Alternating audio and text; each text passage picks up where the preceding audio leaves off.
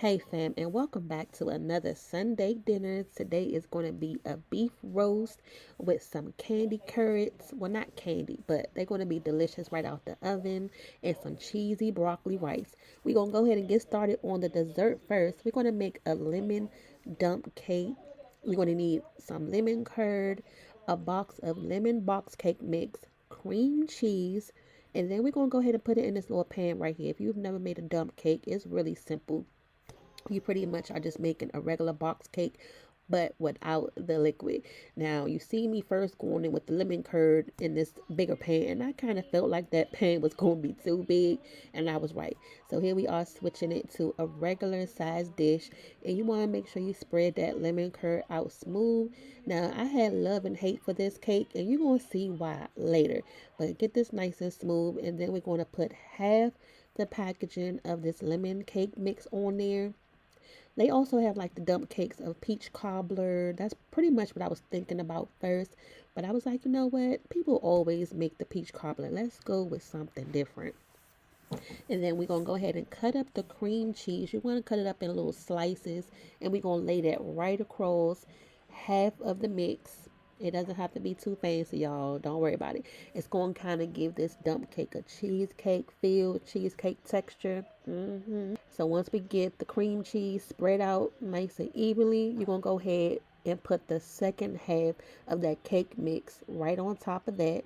Yes, y'all, it's going to come together. Don't worry, don't worry. And the last step, we're going to put some butter. So we're going to go ahead and melt this butter in the oven on 350. That's going to help cook the cake. And we're going to cook it for about 25 minutes. And y'all going to see the final look of it at the towards the middle. So don't go nowhere.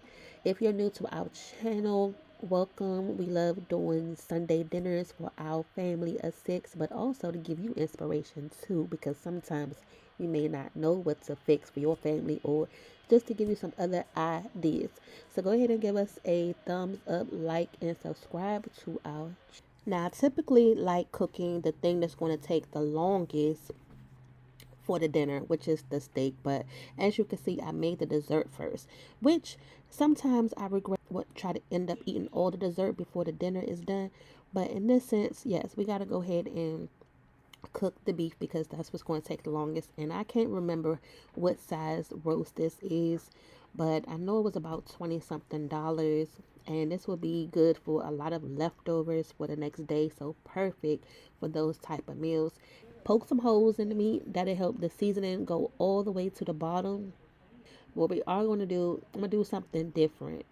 Daddy has been trying to do this method where he wants to like a cornstarch slurry with the seasonings to kind of like better infuse the meat. So I tried that method today, and I'm going to go ahead and put everything into a bowl, mix it up really good. I mean, the amount of seasoning is pretty much your option. I didn't really tell you how much to use. You can just watch what I'm doing. But we're going to go in with the minced garlic, some regular garlic powder, smoked paprika, some Sazon seasoning, onion powder, the cornstarch. Now the cornstarch is going to do two things. That's going to help this little slurry get a little mixed up good, and then also help put some browning on the meat once we cook it. And then something new that we're using today is this smoky chipotle. That is really good. It has like a nice little smoky taste to it. So if you have some of that, use that, and some white pepper. Mix all of this together, you guys, and then we're going to go ahead and pour this slurry right over top of the meat. Now, depending on how soon you're going to make this beef roast, you can marinate this overnight or just cook it the day of. We're going to just go ahead and cook it the day of because we just went to the store and bought it not too long ago. Now what you're going to do is go ahead and take your Dutch oven and put some oil in it, enough to just coat the bottom, let it get nice and hot. And then we're going to sear this meat to lock in all of those flavors. So we get a nice brownness on both sides, maybe cooking it for about 5 minutes on each side. And then we can go ahead and take it out. Now what we're going to do now is build up the flavoring for the beef roast. Now you're gonna need some fresh onions for this, so that way you can see it after the roast is cooked. Guys, make sure you have enough arm strength to get this roast out. It's one of those things you gotta put a little bit of oomph behind it, because it's going to be nice and heavy. And don't be looking at the bottom of the pan thinking that's burnt bits. Well, it is little bits, but it's good. This is what's going to give your sauce some flavor. So listen, now we have to loosen up the bits on the bottom of the pan. Add some beef roll to that. That's what we're using today. And I bought some wine. Now, don't just buy wine that you can drink, but also that you can cook with. I'm going to go ahead and add some Cabernet up in here. Some red wine. And you can see the bits are starting to loosen up really nicely. Now, if you want your beef roast to have a nice, rich, beefy flavor, you got to add that French onion soup mix. And then the cream of mushroom soup is going to give your sauce a nice, rich, creamy texture. So here goes the fun part. The best part is when you can put the roast into the sauce because you know it's going to be good. And you just going to smother that roast. And we still going to add a little bit more liquid, so don't worry. And at the end, it's going to come together and it'll be so tender and juicy. And it doesn't have to be too perfect right now. So you can either use beef stock, that's what we're going to use today, or you can use water. But you just want to add enough so once it cooks, it doesn't get too thick and burn. So I'm going to add about 2 cups worth, and that should be good enough. You can always add a little bit more later on, but this is good enough. We're going to go ahead and put the top on this and put this in the oven. It's going to cook for 4 hours, y'all. Okay, so let's go ahead and check on the cake. It is hot right out the oven, bubbling, y'all. Now, I know it looks a little crazy right now. You can still see the butter on top, but trust us, it's going to be good, okay? We can go ahead and get ready to shred the cheese for the rice. This is the Gruyere cheese. That cheese is so good. And some sharp cheddar. And just go ahead and put it in one bowl. That way it's just easier to put together. I'm trying not to eat it all right now. We're going to add some powdered sugar. Now you can on top of the cake. It's supposed to help cover up the top of it to make it look a little cuter. You can add as much as you want. It really doesn't matter at this point. And then I'm going to go ahead and take a piece of this corner. I wanted to see how it tasted. Now, I said I had love and hate for this cake. The good thing was the flavor was really good. But I don't think I'm going to make this again. Only because the cream cheese really didn't melt all the way. Or I need to use a different pan. But the kids liked it. It tastes like a lemon cheesecake. For our rice today, we're going to use some chicken stock. We're going to be flavoring up everything. And we're going to use some Spanish rice, some Spanish yellow rice. The kids really like that now. We used to buy that all the time. But then we ended up switching to jasmine and basmati rice. So they didn't have those items in the store today. So it kind of had me revert back to our original old school days with the yellow rice. But that was a good switch up because the kids, they liked it. So I'm going to start buying this a little bit more often. And you already know how we make our rice. We started in some oil, toast it up, and then we go in with our liquid. I started out with 1 package of rice first, but you'll see later on that I ended up making 2 boxes of this because one was just not going to be enough. So if you are watching this at this point, just go ahead and make two boxes. And that was 2 boxes of the family size packet of rice. So we're going to go ahead and let this cook, but I'm going to fast forward a little bit until we get to the part where I have the 2 boxes of rice made. So you know we're going to have the fresh vegetables on hand today, and you can't get any fresher than these carrots. My husband went to the grocery store this morning, Whole Foods, and he met the assignment. Do y'all see these carrots, how pretty they are with the greenery still on there?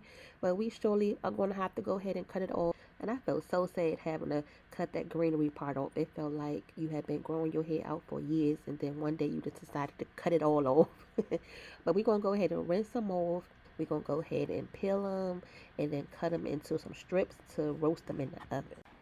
Okay, y'all.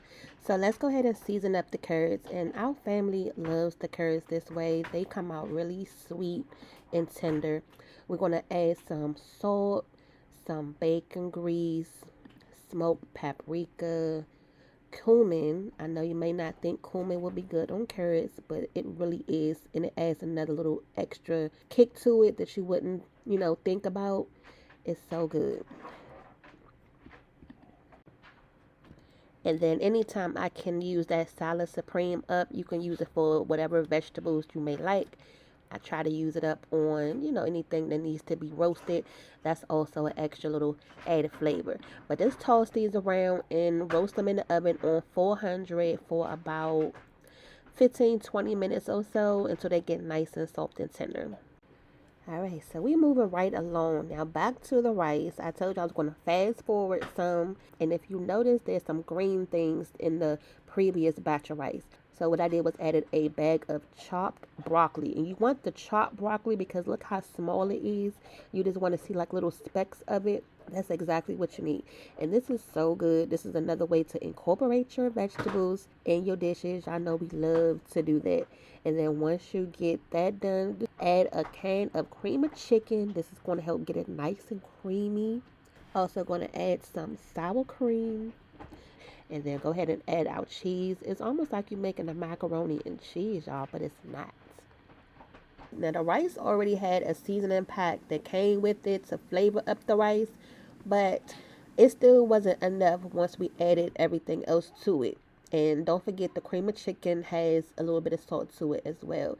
But you want your rice to have a nice flavor to it. And then once we add the milk, it kind of like will dilute some of the seasonings. So I'm just going to add a little touch of black pepper, onion powder, garlic powder. And then you can taste it from there and see if it's seasoned to your liking. We want to make sure that when we heat it up the next day for the leftovers, you're going to be able to taste everything in there along with the sour cream. Once we have everything done, we're going to go ahead and put it in our casserole dish. This is the fun part. And I splash just a little tiny bit more milk just to make sure, because when we go to take it out the oven, I don't want this rice to be dry. I want, when we serve it up, I want it to still have a little jiggle to it. Okay, so after you put the cheese on top, we're going to go ahead and bake it in the oven on 375 for about 20 minutes until it gets nice and bubbly hot out the oven. And in between time, we're going to go ahead and check on this beef roast, y'all. It's been about 2 hours, so it's halfway. And you see how thick that sauce looks? It's nice. Now you have to do the test to see if the meat is tender enough. And the good thing with this Dutch oven, it does help make the meat nice and tender really fast. But as you can see, when I try to poke a hole through it with the spoon, it does not break apart easily. So that lets you know it's not done. By the next time we check it 2 hours from now, you're going to see the difference of what I mean. And then also with the carrots, I'm going to go ahead and add some Brussels sprouts. So we had some Brussels sprouts the other night that we had some leftovers. They didn't really care for them too much, but I'm going to go ahead and put these right on the sheet pan so they can continue to roast up while the carrots are still cooking. By the time these carrots are done, the Brussels sprouts will be looking just as good, and they're going to eat them. They need to eat them because we're going to, finish up these leftovers. That's just how that's going to go. So let's go ahead and finish up dinner. Now, I must say, the first time that we cooked the Brussels sprouts was on the pan. We sauteed them, but now you can see the difference after roasting them. They have more of a toast on them. And this is kind of like how we normally do it. So I think that's probably why they didn't really like them the other night, because we cooked them on top of the stove, seared them. But yeah, these came out really good. And then we're going to go ahead and take the beef out. I wanted to show you how that looks. So like I say, total, we cooked it for about 4.5 hours until it gets nice and tender like this, y'all. You want to be able to use your fork and be able to move it around, and you can see how much it condensed in the pan from where we started to where it is now. And that's another good sign, is if your sauce has reduced down like that, then you know you did a good job. And you can see I can just move that fork like right through it at this point, and it's going to come apart with no problem. So it's nice and tender. And don't worry about the grease. That's just, from the beef. It's going to thicken up with the sauce. But you need that to go over top of your rice. Okay, now this would be good over some regular rice as well, but we're not eating the regular rice. And it would be good with some mashed potatoes also. So go ahead and comment down below what's your favorite side dish to eat with your beef roast. And we're going to go ahead and fix y'all a plate. I'm going to show you how everything looks. And I don't know if you looked over on that side of the pan to see how much cake they done ate already. They done pretty much ate half of the cake, and dinner is now done. Now you definitely need to start this dinner ahead of time because it is time consuming with the beef roast, but it's gonna be well worth it because it's so comforting and warm and cozy, especially with this cold season right now. And then look at the rice, that looks delicious. So everybody's out here right now, they are ready to eat, and we're gonna go ahead and get them fed. But I hope you guys really enjoyed this recipe. Let us know if you like our quick Sunday dinners or our long video style Sunday dinners. The only thing we did not have was a dinner roll. That would have been so good to sop up that gravy from that roast. Ooh, y'all know exactly what I'm talking about.